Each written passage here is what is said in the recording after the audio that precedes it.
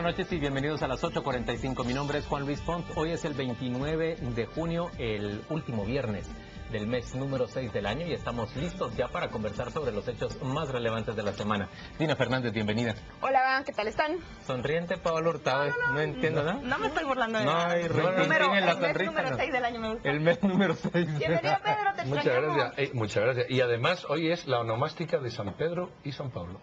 Ah, es el día de mi hijo. Lo sé, y el mío también. Lo sé porque yo me llamo de las dos maneras y hoy es el día mío y de mis hijos. Tú te llamas Pedro y Pablo. Sí, señor. Eso es una cosa que el último viernes del sexto mes vamos a desvelar. Pedro Pablo. Muy Así bien, es. está bien. Bueno, vamos a arrancar conversando hoy en torno a uno de los temas que atrajo no solo el interés de toda la prensa, sino de buena parte de la sociedad también a lo largo de la semana. Tiene que ver con esa ruptura del diálogo entre las autoridades del Ministerio de Educación y los dirigentes de las escuelas normales, en donde se estudia magisterio en Guatemala. En apariencia, según lo que entiendo, Dina nos lo explicará con más detalle, son los dirigentes estudiantiles del departamento de Guatemala y los del departamento de Chiquimula los que están más opuestos a aceptar esas reformas que ampliarían a 5 años de estudios para los futuros maestros de Guatemala.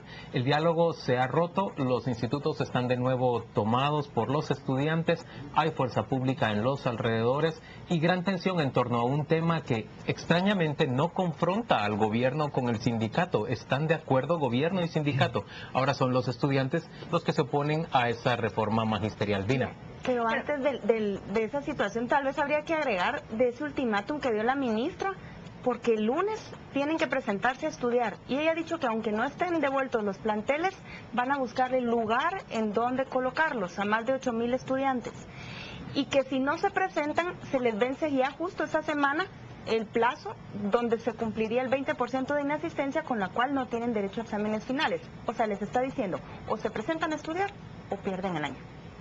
Bueno, a lo que yo tengo entendido, el día que se rompió el diálogo, se habían dado todas las condiciones y el ministerio había hecho todo, había cumplido con todos los requisitos que exigieron los estudiantes y que de hecho fueron cambiando a lo largo del tiempo porque iban añadiendo diferentes requisitos, que si había unas firmas querían otras, que si había unas condiciones después esas no eran las que ellos habían pedido y se cumplió con ellos.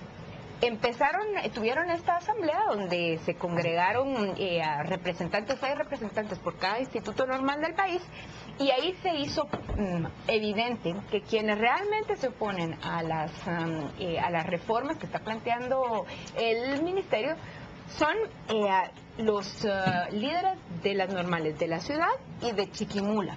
Los demás están abiertos a estudiar la propuesta, analizarla, ver qué cosas se pueden cambiar en ella, tienen dudas y de hecho las mismas autoridades reconocen que hay cosas que se pueden, que no es una propuesta en piedra.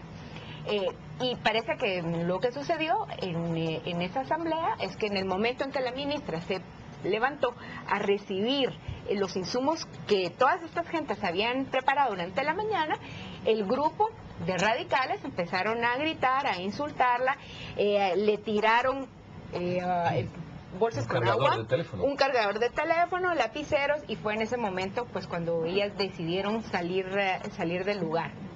A mí sí me parece que pues se les fue la mano a los estudiantes, esta no es la forma. Y además da la impresión de que lo que hay aquí en el fondo es un conflicto, no por las reformas en sí mismas ni por la propuesta en sí misma, que yo creo que existe bastante consenso que dentro de la sociedad que es necesario mejorar la formación docente, sino que el problema es quién va a controlar esa formación docente.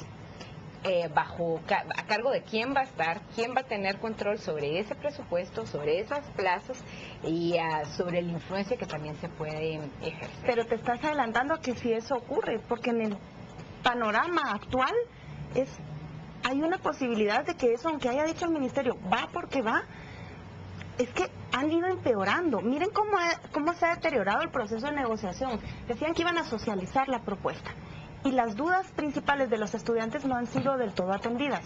Tú estás dando un elemento que no tuvo la prensa esta semana, cuando todos nos enfocamos en que la ministra convocó al Parque de la Industria, llegaron representantes de 83 normales y al poco tiempo ella se va.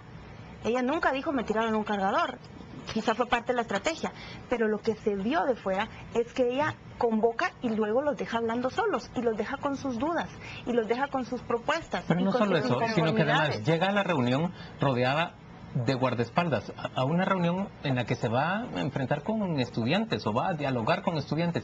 No entiendo por qué. Estudiantes que tomaron el periférico. Está bien, Estudiantes señores. que le Hicieron tiraron. cóctel Está molotov, bien, no se señores, nos pero, olvide, ¿eh? pero no, estos son los estudiantes de la Universidad de San Carlos. Sí, los mismos que se meten eso en es estas distinto. cosas. No, pero eso es distinto. Pero, Juan Luis, Una ¿usted cosa dice son los ahí? estudiantes de la San Carlos y otra cosa es los estudiantes de las escuelas normales. No estuve ahí. Bueno, a mí lo que me dijeron personas que estuvieron ahí es que efectivamente había, sobre todo afuera, personas que no pudieron entrar, sí había un ambiente que parecía que se iba a poner Mi crítica es violento. la siguiente. Yo creo que han administrado muy mal este diálogo. En primer lugar, Pésimamente. yo creo que Eso es cierto. hay apoyo nacional para el cambio en el magisterio. Hay incluso, de mi parte, elogio para el sindicato por haber promovido este cambio. Hay elogio para las autoridades de educación que asumen lo que ha acordado esa mesa técnica, lo convierten en un plan oficial y, aunque sea tarde, lo llevan a socializar a los estudiantes. No entiendo por qué no pueden administrar un proceso de diálogo razonable. Por ejemplo, ¿cómo es posible que no se puedan guardar las medidas de seguridad e impedir que las personas entren con objetos que puedan ser lanzados en contra ¿Cómo de les Pero controla vamos que a ver. era mochila? No, es que eran lapiceros al ¿Cómo le final, y controlan eran que las era mismas mochila? bolsas de agua que les habían repartido para que tuvieran agua, porque precisamente previendo eso no, No les les habían dieron dado botellas. Con tapita. Ajá. Pero déjenme que yo voy a dar mi opinión, que no la he dado todavía. Yo creo que estamos contemplando, estamos haciendo un problema de lo que no es un problema. Aquí hay gente que ha dicho, bueno, es que esto es una manifestación juvenil. Mentira. Una manifestación juvenil fue el mayo del 68, fue la guerra de Vietnam, porque eran jóvenes mayores de edad con responsabilidad. Aquí estamos hablando de niños. Estos son niños que no tienen responsabilidades ni tienen derechos. No lo tienen, discúlpenme, derechos en el sentido del ejercicio social, tienen derechos como niños. Cuando un niño de estos agarra un carro y lo estrella, es el papá.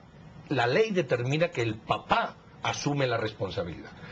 En 14 millones de habitantes o en 15 millones de habitantes que tiene ese país, hay 14 niños que nos han paralizado el país porque nos estamos acostumbrando a dialogar sobre la ley. Y la ley no es dialogable, la ley es cumplible.